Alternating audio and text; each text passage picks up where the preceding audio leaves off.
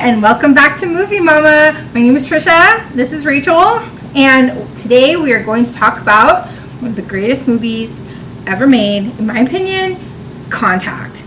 Contact was released in July of 1997, directed by Robert Zemeckis, starring an unbelievably gorgeous Jodi Foster. I cannot say enough good things about this movie.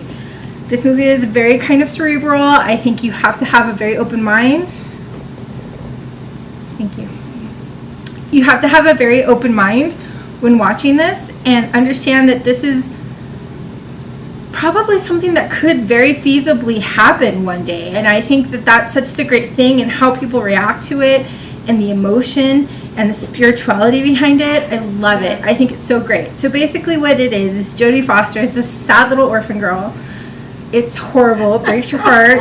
It is awful. I didn't write it. I know, but you say it so awfully. She's an orphan. Whatever, continue. Anyway, poor Jodi Foster. Her name is Ellie. I can never remember her last name, but Ellie. And her dad dies when she's little. Her mom's already dead. Dead moms everywhere. And she basically throws herself into science, and she loves listening on the radio, and that's like her whole thing. She works for an organization called SETI in the movie, which is a real organization. I'm going to give you some info towards the end of the show about it. And her job is look for intelligent life out in space, and she looks for it through radio wave signals. And she finds one. And hilarity ensues. I'm just kidding. No, it's not a silly movie. No. It's not. It's really serious, and it's so great. And the way that they've shot it, the way that they wrote it is amazing. This movie is based actually on a book that was written by Carl Sagan. If you don't know who he is, I highly recommend you look him up. He's a very important physicist. He's no longer with us, but he contributed a lot. And if you ever see that picture called the blue dot or dust of mote in the sky, and it shows Earth from really far away on Voyager, that was his quote. So I think, based off of that, I'm excited to hear what Rachel has to say. We have not discussed it at all. So what did you think about it? I love this movie, dude. Like, good. I am really surprised, and it's not a new movie. Like, you can tell the graphics are a little older, right? And for a lot of what we see, it's all new stuff, right? And so we're used to seeing all this new good-looking stuff, or stuff that looks more realistic. But even with that fact, like, it was so, I guess, believable, and you were just able to just totally escape into this movie and be right there with the characters, that it just completely, it didn't like change any of how I believe, because that's already along the same lines that I believe, but it just was so, it was so cool. I don't know. It was just cool. Yeah, no. And so when it's so well done. The opening scene just grabs you. Yeah. So basically the opening scene is a shot of Earth. By the way, we're going to spoil the crap out of this movie. Yeah. So if you don't want to, if you stop now, go watch it and then come back, because it's that good. We're going to give you that. Okay, so the opening scene is basically Earth in space, like from far away, and then it's just moving away from space. And you hear like a bunch of noise, and then all of a sudden the Spice Girls starts playing. But then you realize what it's doing is it's going back in time. And it's slowly like going into like the 50s, 70s, 50s, 60s, 30s, and talking on the radio. That's how far out those radio signals have traveled up to this point. And that was in the 90s. So it's so cool how they show that. And they just keep going and going and going and going and going and going. And it's crazy. And they show you how ginormous just alone our galaxy is. Yeah. Much less the universe is huge. We're just this tiny little nothing in such a big thing. So did you like how that opened? And I liked where, after all the radio waves, like after they had gone as far as they had, it was just complete silence. That was so interesting. And, again, like we all know, space is super silent, and it's void of anything. But it was so cool to have them do that like that. So, yeah, no, it was really great. So in the movie, she is persecuted because everyone thinks what she's doing is silly. She is a serious scientist. She had an opportunity to teach at Harvard in the movie. She's really good at what she does, and everyone thinks she's really brilliant. She's really brilliant. Everyone thinks she's nuts, and she makes a great point, and I wanted to kind of ask you, I have several questions that I wrote down for you, actually. Okay. Sci-fi movies and sci-fi lore and all the stuff that I kind of love, do you think that's diminished how people view the reality of how big the universe is? and how likely or probable it is that there's life out there. We're getting deep in this one, folks. It's a special episode. And I haven't been briefed on any of these questions. No. I still think that people still don't understand how big everything is and how small we are. So while we may have like some scale, you know, because we can see how big, for example, Jupiter is compared to our planet, and it's a good relative scale, but I don't think it's diminished like any of that wonder or any of that. Do you? I think some of it. I think it's easier not to think about for maybe some people. I think, you know, you don't want to think about how kind of alone we are, and it's kind of scary, and they do address that a little bit in the movie. Never mind. All right, we'll get to that later. I think, you know, I do think that we take for granted how, and she says this in the movie, how precious we are, how precious the world is, and how unique it is, because clearly we haven't run into anything yet, or if we have, we haven't seen it. But it's just it's such a great way to show the grandiose of how big we're surrounded by. So here's my real question, all right? Are you ready? Okay. Okay, what did you think about the religious aspects in this movie? I thought it was very well done. But then again, B, it's a very specific religious view, and not everyone has that type of spirituality or that type of belief. But the fact that they were able to bring in religion and not completely throw it away in a sci-fi movie was interesting, and it was very well done. And, you know, Matthew McConaughey, why not? So, but Matthew McConaughey. Oh, yeah. It's good stuff. I'm just saying. Then he fixes his hair and stuff, so it was even better. Mm-hmm. So non-hippie Matthew McConaughey. Yes, there you go.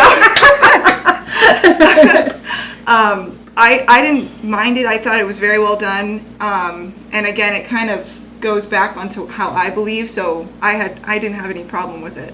But so what's weird about this movie is normally I'm like on the side of the scientist always. I'm always like, oh, listen to the scientist, which we should. That's just me. Yeah. Don't hate Wash me. your hands. Wash your hands. Just do it.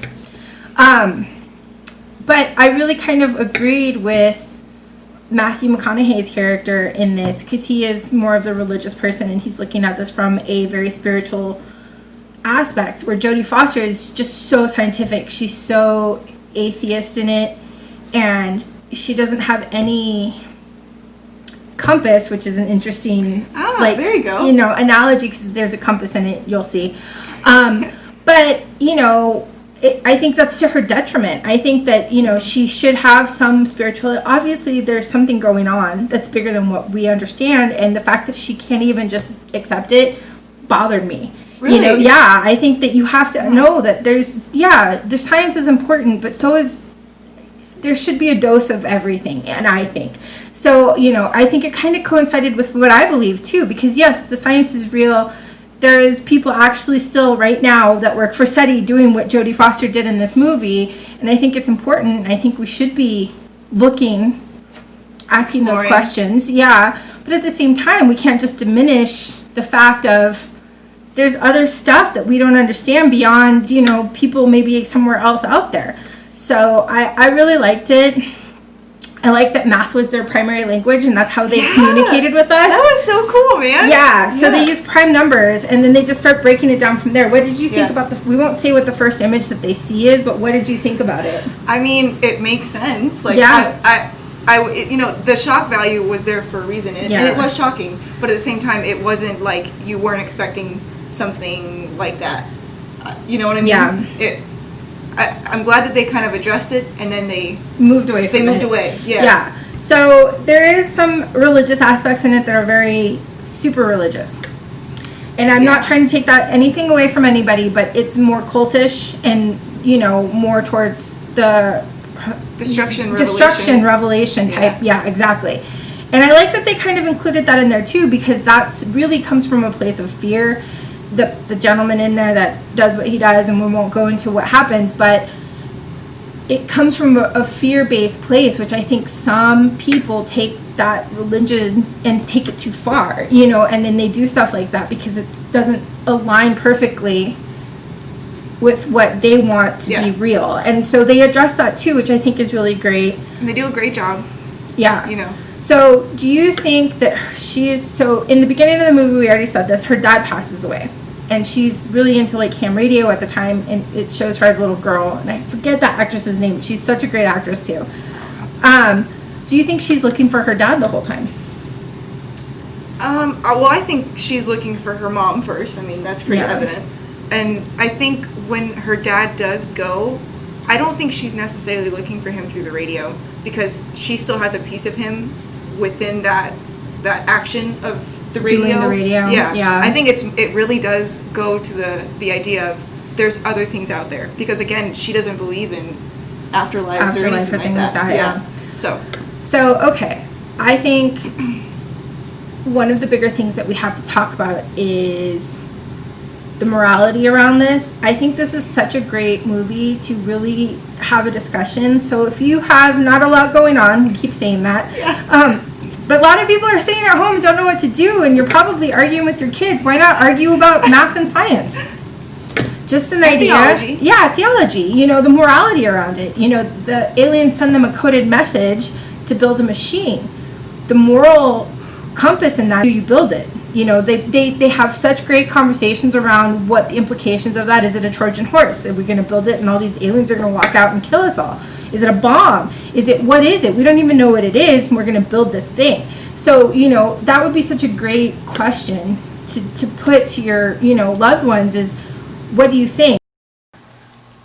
So I think this is a great film as a family film. I definitely think it's for older kids. Little kids would probably really enjoy the space parts of it, because she does go into space. You do see a lot of really cool graphics. I think this is a great movie, more so though for older kids, to kind of talk about the morality behind it, the religious questions, you know, maybe open up a conversation, because once they get to like, you know, you have them, they're your kids, they stop talking to you, you know, after a while, and you kind of like maybe can check in with them and kind of see who they are as people.